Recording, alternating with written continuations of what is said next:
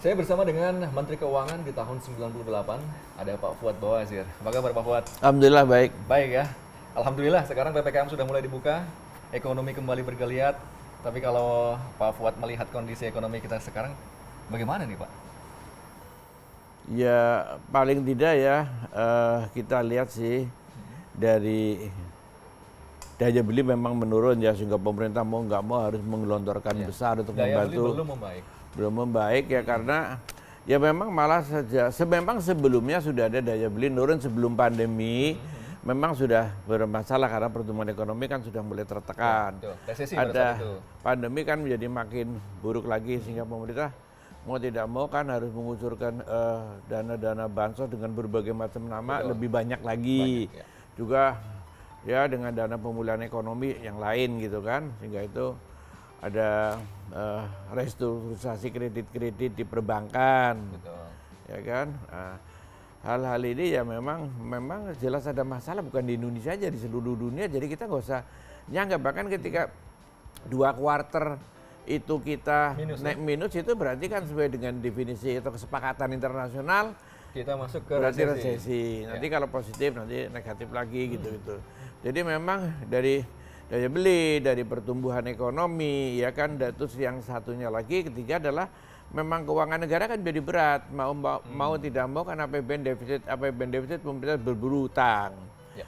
Berburu utang yang mendadak besar daripada yang biasanya. Karena itu pemerintah terpaksa harus ngedor BI. Burden sharing nih, Iya, ya kan. betul. You beli surat utang nih, kalau nggak cukup kuat lah untuk menjual ini. Kalau BI kan nggak begitu berat karena tidak ada bunganya gitu kan. Ya, jadi itu kan hal-hal gini kan beberapa aja saya tunjukkan memang masalah gitu loh, ya kan.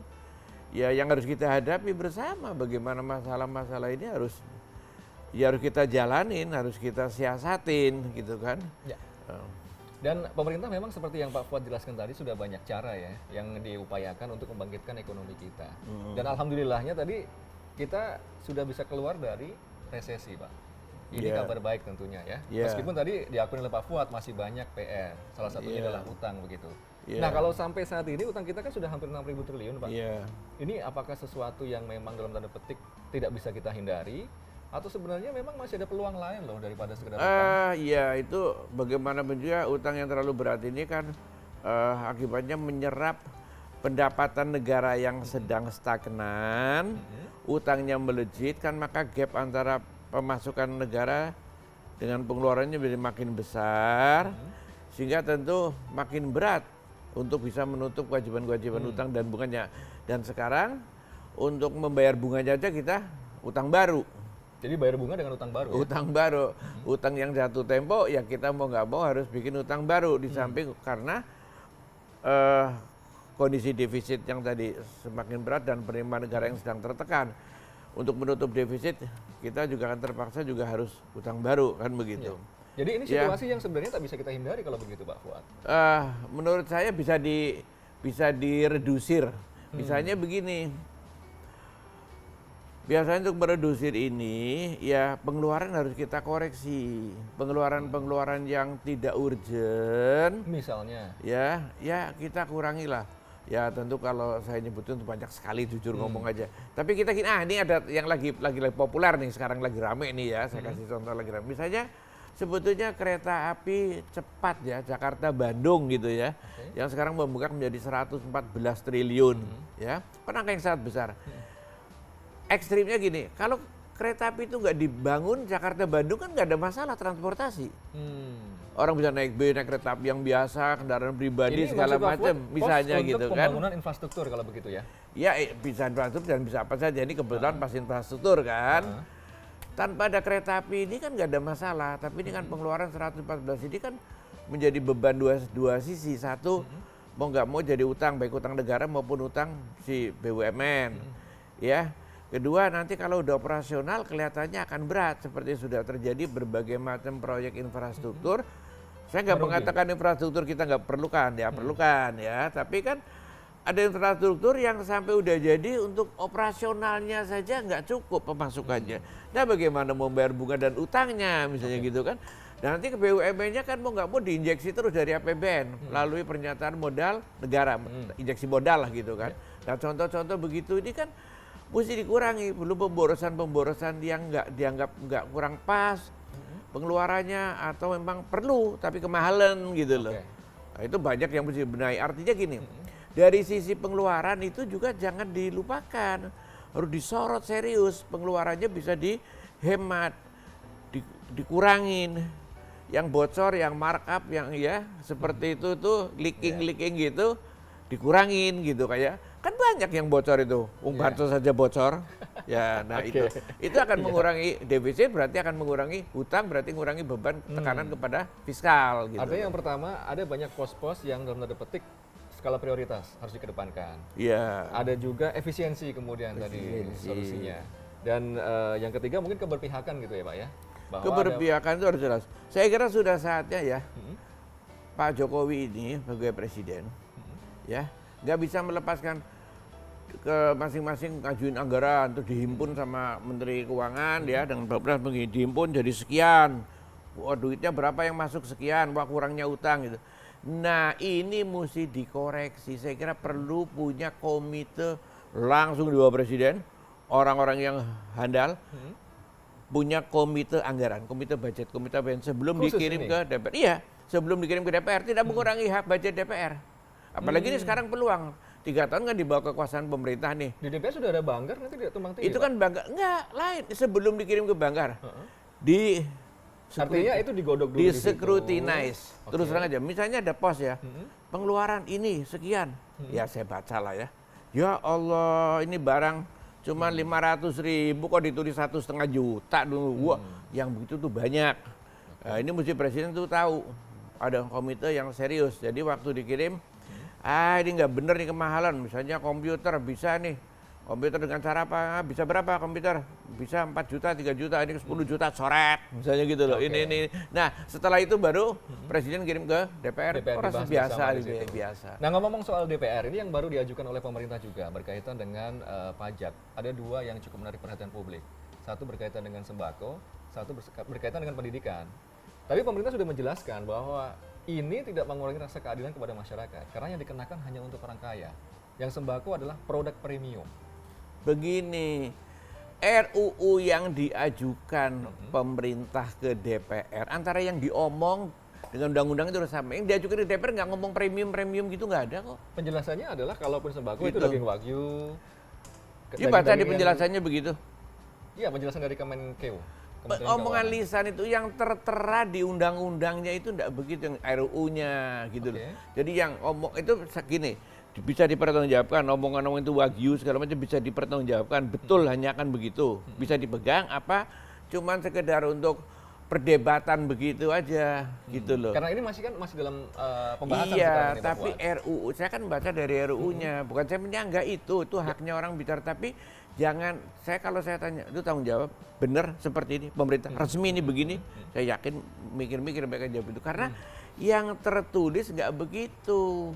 Yang tertulis yang Bapak Fuad baca apa di situ? Misalnya gini, di Undang-Undang PPN itu mengatakan tidak dikenakan PPN, maksudnya PPN pajak pertambahan nilai adalah kebutuhan bahan pokok. Nah itu di RUU yang dimasukkan dikatakan ini dihapuskan, tidak. Jadi berarti sudah kena dikenain kan? Kalau begitu tafsirnya itu berarti bisa ke semua bahan pokok, kira-kira begitu ya? Iya.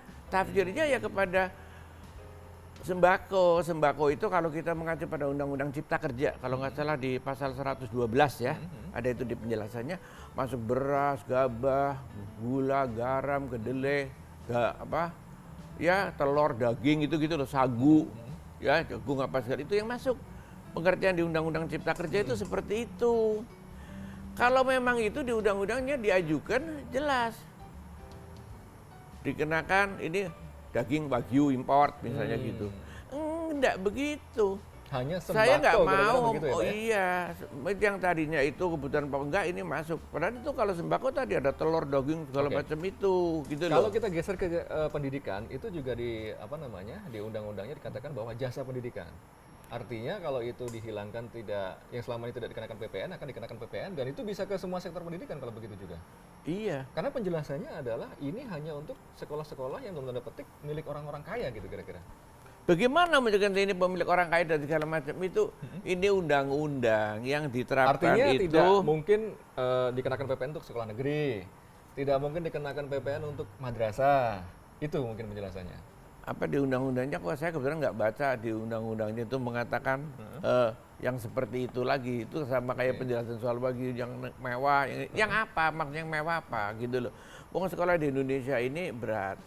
Kalau maksudnya itu pun masih bisa diberdebatkan, tapi bunyi undang-undangnya yang saya baca kok enggak seperti itu tuh. Ya itu ditiadakan, yang tadinya pendidikan sekarang hilang gitu, berarti kan kena gitu loh. Undang-undang kan seperti itu. Jangan selera omongannya individu-individu itu dijadikan pegangan. Tapi kalau pendidikan itu saya memang heran juga misalnya. Sebelum ini aja kita para pendidikan ini udah megap-megap lah ya. Para pendidikan. Kalau ibu-ibu bilangnya sekolah itu mahal. Biaya besar gitu kira-kira lah ya. Iya.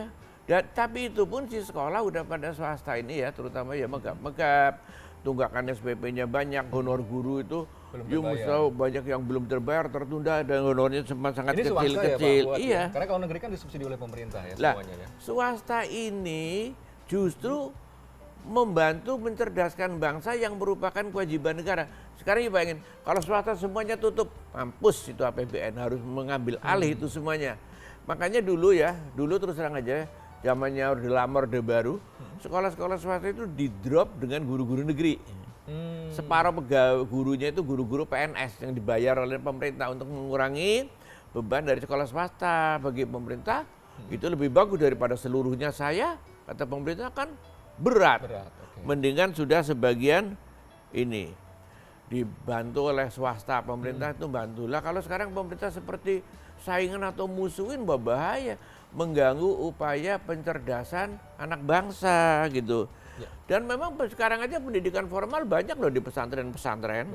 Ya kan, kalau itu nanti akan dipajaki lagi, ya wong ini dasarnya lagi membantu kewajibannya pemerintah sebetulnya gitu kan. Malah kayak ini duber-duber dilepaskan oleh swasta nanti membebani APBN, malah nanti APBN semakin terpuruk gitu kan. Pak. Jadi masa mau dipajaki, kasarnya gini lah, pemerintah Belanda saja penjajah tidak memikirkan pajak pendidikan, masa yang Republik mau majaki pendidikan itu kebangetan namanya itu gitu loh. Baik kalau begitu.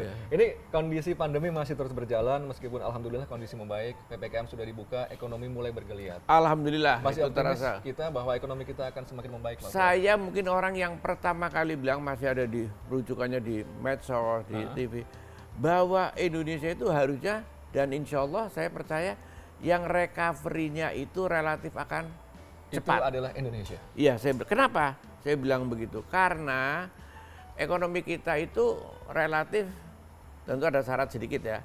Relatif ekonomi kita kan dari konsumsi yang paling menggerakkan kan. Paling besar. Paling besar dari konsumsi karena 56% kan. Nah, dengan begitu, maka kalau ada kucuran dana juga untuk pansukan, semuanya habisnya dikonsumsi. Jadi cepat bergerak. Turun, pasti akan dibelanjakan. Belanjakan, langsung. Makanya kalau dikasihnya ke pengusaha-pengusaha saya nggak setuju, karena nanti buat bayar utang ke luar negeri segala macam itu nggak ada dampak ekonomi. Tapi kalau kasih rakyat kecil, miskin digelontorin, dia akan pakai semuanya buat sembako dan sebagainya, itu ekonomi akan hidup, dia akan cepat. Dan yang saya ramal emang insya Allah ini kan jadi kenyataan.